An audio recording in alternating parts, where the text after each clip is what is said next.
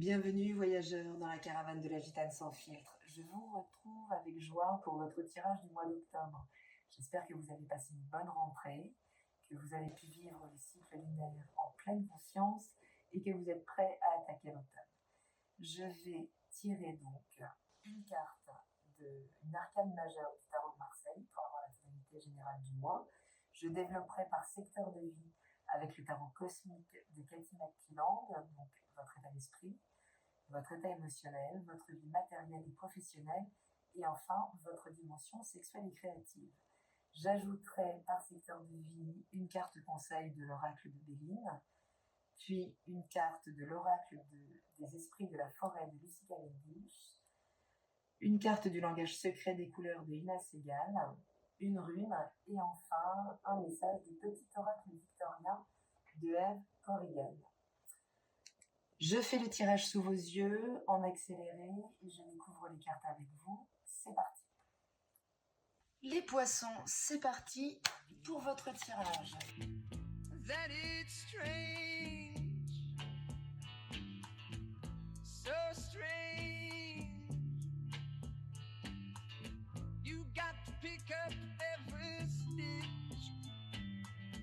You got to pick up every stitch. You got to pick up every stitch. Must be the season of the witch. Must be the season of the witch, yeah. Must be the season of the witch.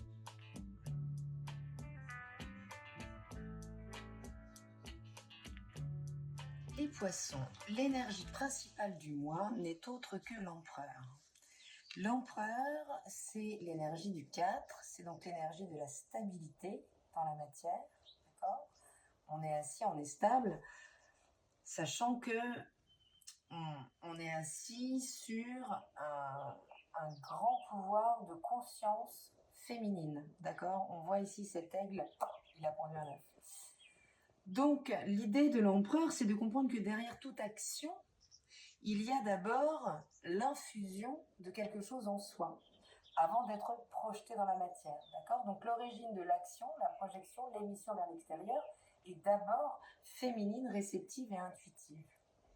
Mais c'est une arcane qui va vous encourager pendant ce mois d'octobre, les poissons, à vous imposer, à oser, à entreprendre, à descendre en tout cas dans la matière pour montrer qui vous êtes, ce que vous êtes et ce que vous voulez. Il y a beaucoup d'autorité dans l'empereur et c'est l'autorité sur la matière. Donc, c'est un petit peu l'opposé de votre énergie. D'accord ? Donc là, je ne sais pas si c'est une injonction, si c'est juste un état des lieux qui montre la stabilité. En tout cas, c'est une bonne santé physique, c'est être en possession de tous ses moyens pour pouvoir agir dans la matière.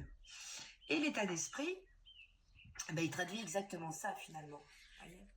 Puisqu'on a deux énergies assez contradictoires. Il est vraiment magnifique ce tarot. On a deux énergies finalement assez contradictoires, portant chacune leur niveau de réception et d'émission. D'accord ? Donc ce cavalier de bâton, là l'état d'esprit, il est tourné vers le fer. Vers le fer et vers le fer en tant que conquérant. C'est-à-dire quand on est dans l'énergie, l'état d'esprit du cavalier de bâton, rien ne peut lui résister. Il sait qu'il peut tout entreprendre, qu'il a tout en lui pour finalement créer ce qu'il souhaite dans la matière. Mais il tend aussi vers l'as d'épée. Et l'as d'épée, c'est finalement l'énergie de la pensée créatrice. Donc c'est la compréhension que tout prend source à l'intérieur de soi par la pensée. Mais la pensée au sens large, et c'est très bien incarné par la grande prêtresse, qui elle, avant donc d'agir concrètement dans la matière, va infuser la juste information pour pouvoir diffuser au plus juste, au plus éclairé et au mieux nourri en fait.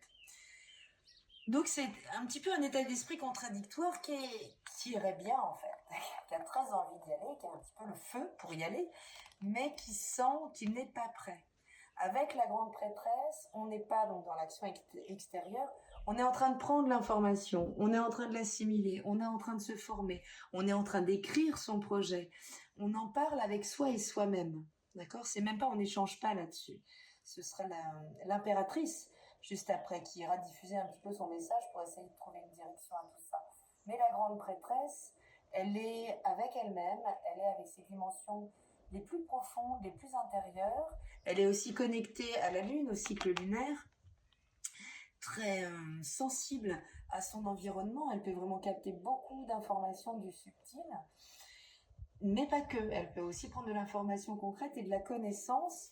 Donc là, l'état d'esprit, l'idée, c'est d'aller approfondir concrètement l'objet de votre désir, votre nouvelle création, ce qui est en train d'émerger en vous, même si le feu est en train de vous pousser au train et vous avez envie de sauter dedans, tellement il y a quelque chose qui vous excite dans ça.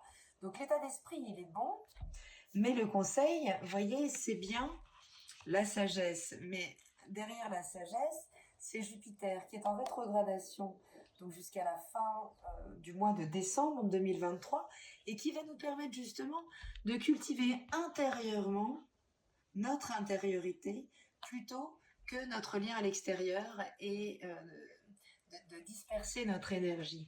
Jupiter rétrograde nous demande, nous soustrait un petit peu de l'abondance extérieure, du social, des mondanités, pour aller nourrir tout ça d'abord en soi. D'accord ? Et revenir au monde avec de meilleures choses à offrir. Donc il s'agit de se détacher un petit peu de ce qui nous nourrit à l'extérieur pour aller recréer cet espace en soi.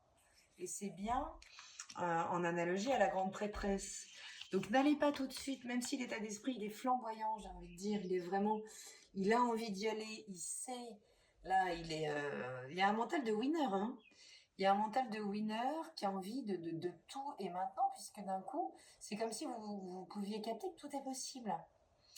Que tout est possible, mais en même temps que vous n'êtes pas prêt.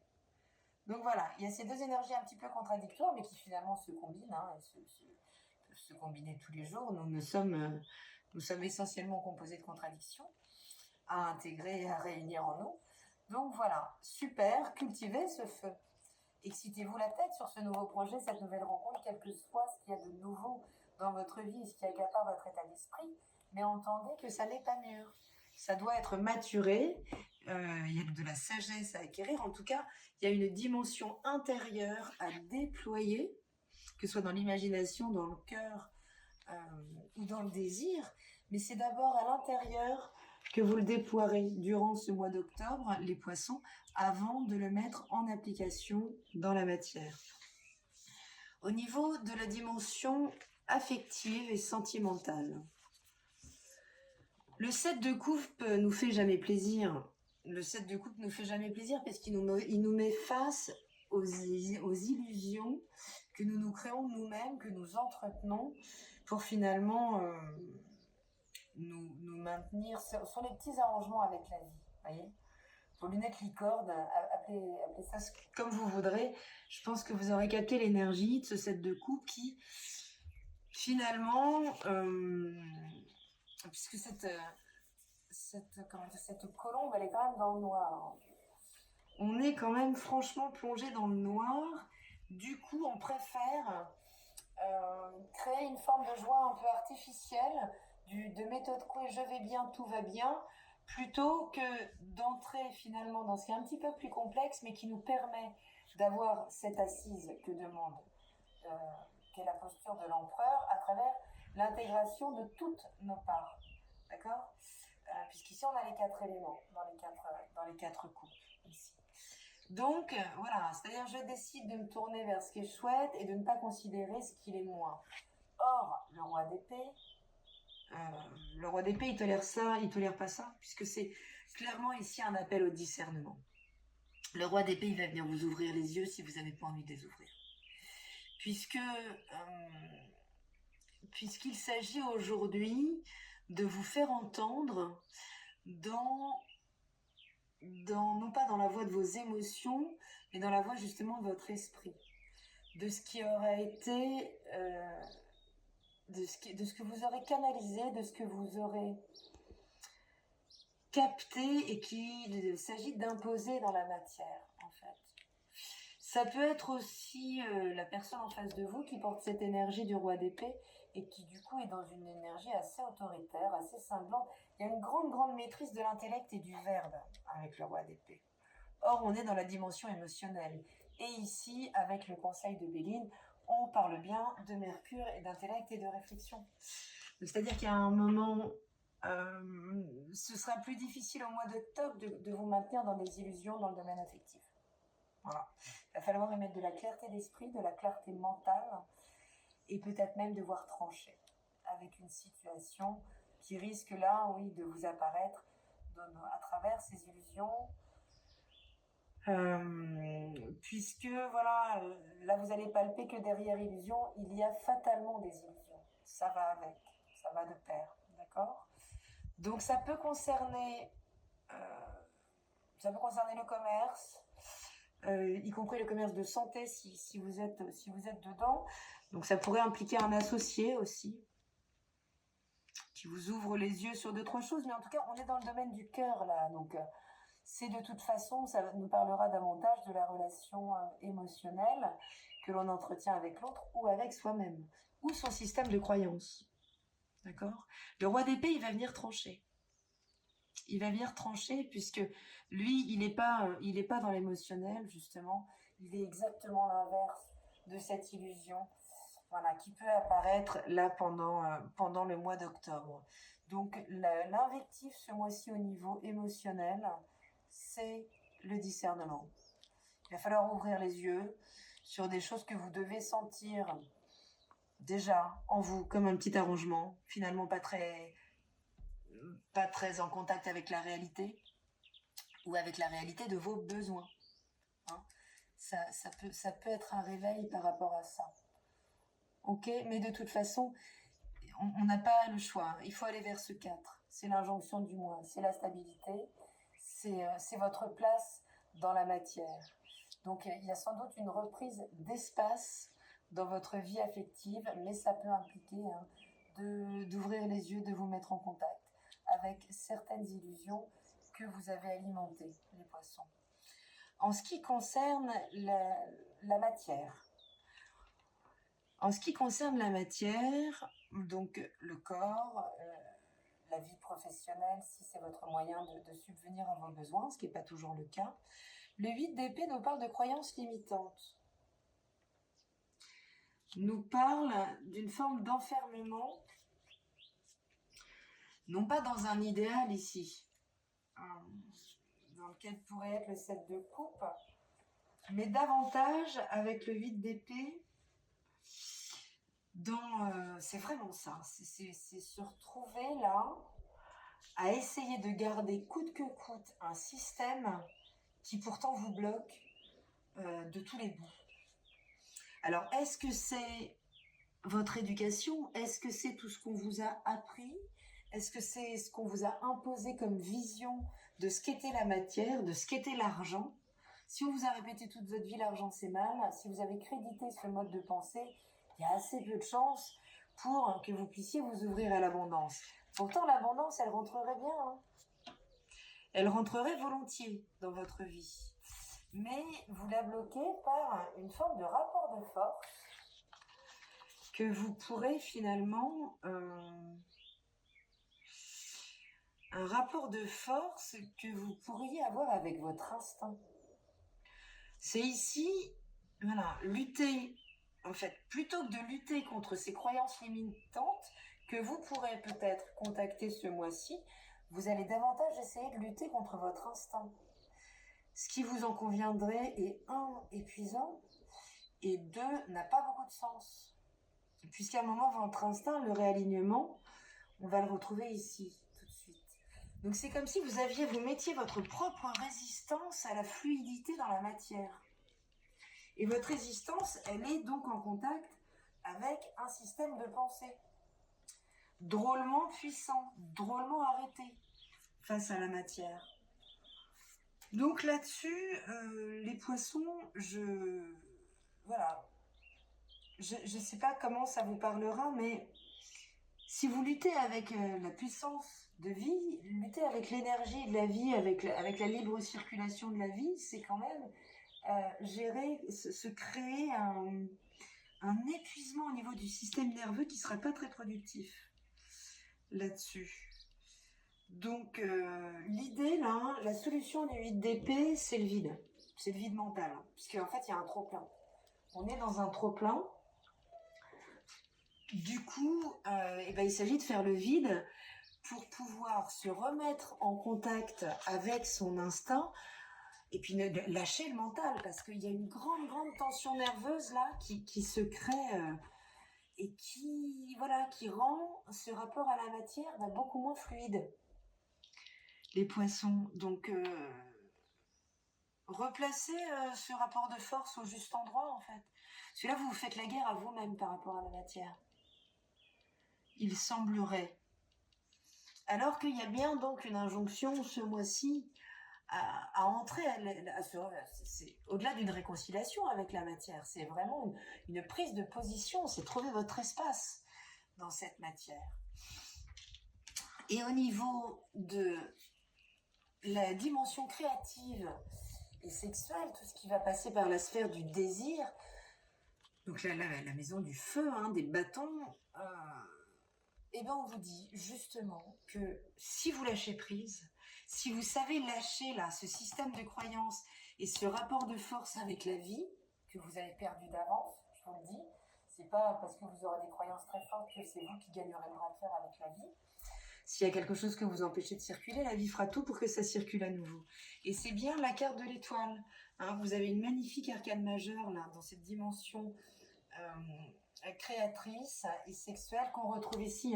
Puisque ce cavalier de bâton, au fond de vous, votre état d'esprit vous dit que vous pouvez tout. Certes, vous n'êtes pas prêt, il y a de la maturité à acquérir, et la maturité, elle est là. Dans le fait de lâcher des systèmes de croyances qui sont obsolètes et qui vous empêchent cette abondance, cet épanouissement, cet équilibre dans la matière. Il y a un truc qui n'est pas fluide, mais vous n'avez pas le choix, l'argent a envie de rentrer dans votre vie. Arrêtez de l'empêcher, les poissons, enfin. Donc cette étoile, elle nous dit quoi? Elle nous dit bien que quand on lâche la tension nerveuse et mentale, quand à nouveau les choses circulent, et finalement on a juste à se laisser faire. Quand on lâche la puissance donc de la réflexion, de la projection, et qu'on est juste dans l'accueil d'une part de nous plus subtile, si on arrive à entrer à l'écoute de ces messages subtils, le sol se glisse se tisse sous nos pieds et on peut trouver notre place dans le monde sans épuisement, sans rien forcer. D'accord? Et non seulement l'étoile trouve sa place juste dans le monde, elle est en plus un petit peu illuminée, n'est-ce pas, de ces jolis petits papillons là, de toute cette lumière, mais en plus c'est vous permettre de reconnecter avec l'innocence, la joie, l'enfant intérieur. Et là on peut remonter sur une licorne. Elle n'a rien à voir avec la licorne qu'on s'est construite. D'accord? C'est reconnecter avec la légèreté que l'adulte délaisse pour vivre le quotidien, la rigueur, la pénibilité des devoirs de l'adulte, n'est-ce pas?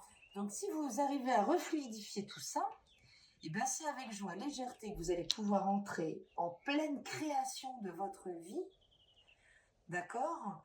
Et où la matière va pouvoir s'épanouir, où l'abondance va pouvoir arriver, la santé, l'énergie, tout ce qui est en lien avec la matière, que ce soit le corps ou vos biens matériels, ou votre système de valeurs en lien avec la matière.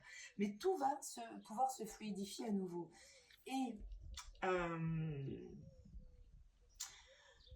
Et donc l'atout, c'est l'intelligence. L'intelligence de l'enfant, c'est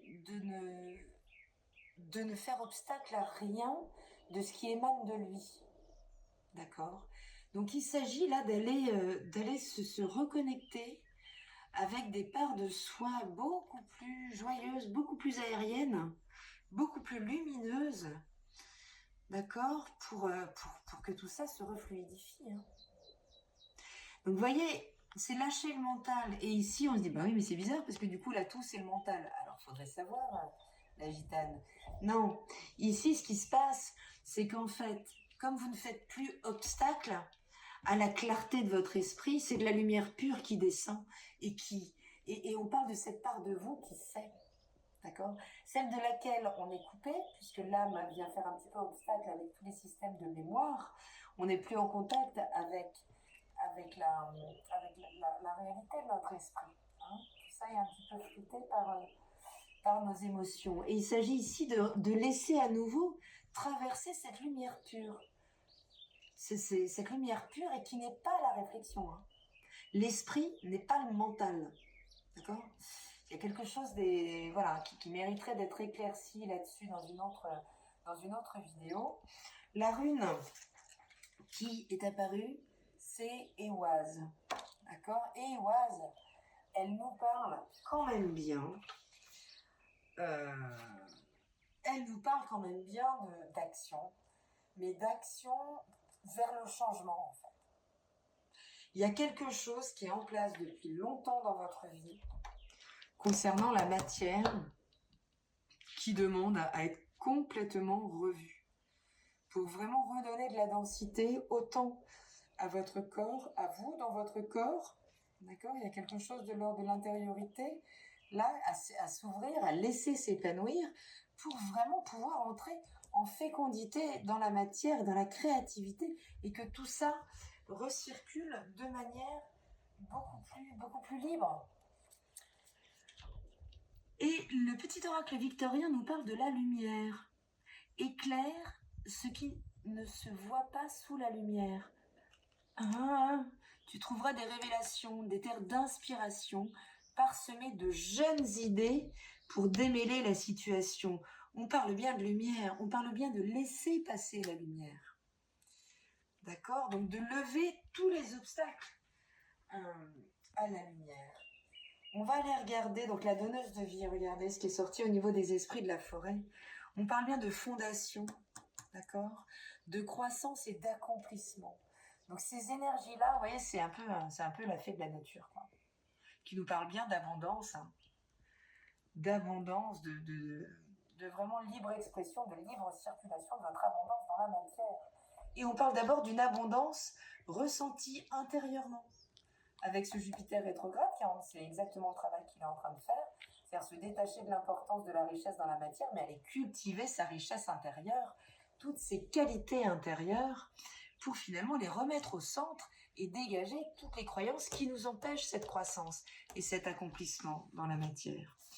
Et la couleur à laquelle vous allez pouvoir vous relier, c'est le violet. Alors le violet, c'est quand même là, on est clairement sur le chakra couronne. Hein. On nous parle de se forger une vie équilibrée. Je vais aller voir le message du violet, mais sachez que voilà, vous pourrez vous en imprégner, elle pourra vous aider. Forgez-vous une vie équilibrée. Le violet peut vous aider à régénérer votre système nerveux. Voilà, on en parlait là, de ce qui bloque un petit peu au niveau de la matière, ces congestions cérébrales, ces systèmes de croyances et ces rapports de force. D'accord ? Donc, il s'agit vraiment de se libérer des tensions, du stress présent dans le corps, refluidifier tout ça. Prenez une inspiration lente, visualisez l'intensité de la couleur. Ça combat l'insomnie. Voilà, c'est vraiment, on parle d'une grande régénération du système nerveux. Donc cette couleur s'avère particulièrement utile dans le traitement contre l'épilepsie, ok. Elle permet aussi de rééquilibrer votre énergie et de reprogrammer vos cellules. On croirait des cellules ici un petit peu, regardez. On a un petit peu la cellule et la multiplication de la cellule par la fleur de vie. Bon, je vois peut-être un petit peu loin, mais il y a quand même de ça. Hein. Donc, reprogrammez vos cellules en vous éveillant à l'intuition. D'accord ? Là, on va aller chercher l'intuition, la méditation. On va vraiment aller chercher le calme mental, la paix mentale. On va détendre le système nerveux pour pouvoir permettre à nouveau à cette lumière-là de l'esprit clair qui, elle, sait où elle va. C'est l'âme qui vient un petit peu nous obstruer la vue avec tout son système mémoriel émotionnel, là, alors que l'esprit lui voit clair, en fait. C'est exactement où il faut aller d'un point A vers un point B, d'un karma vers un dharma, d'accord ? Et ici, il s'agit bien de lever tous les obstacles toutes les croyances mentales, tout ce qui empêche finalement ce rééquilibrage, cette créativité, cette pleine créativité qui est prête à exploser là, et à vous ramener beaucoup de douceur, beaucoup de fluidité, beaucoup d'innocence et de légèreté. Donc vraiment, faites-vous ce cadeau là de vous imprégner de ce violet qui est quand même très beau, très puissant. Hein, et voilà, habillez-vous au violet. Si vous n'aimez pas le violet, mettez des chaussettes violettes. Hein. Les poissons, vous êtes reliés aux pieds, les pieds que lavait Jésus, donc tout ça, là, toute la chrétienté, les pieds, les poissons. N'hésitez pas à mettre des chaussettes violettes, ça vous ancrera de manière beaucoup plus fluide et beaucoup moins nerveuse dans le sol. Je vous souhaite un très beau mois d'octobre, les poissons. Je vous embrasse très fort. Laissez passer la lumière. Je vous dis à très bientôt dans la caravane de la Gitane sans filtre. Salut!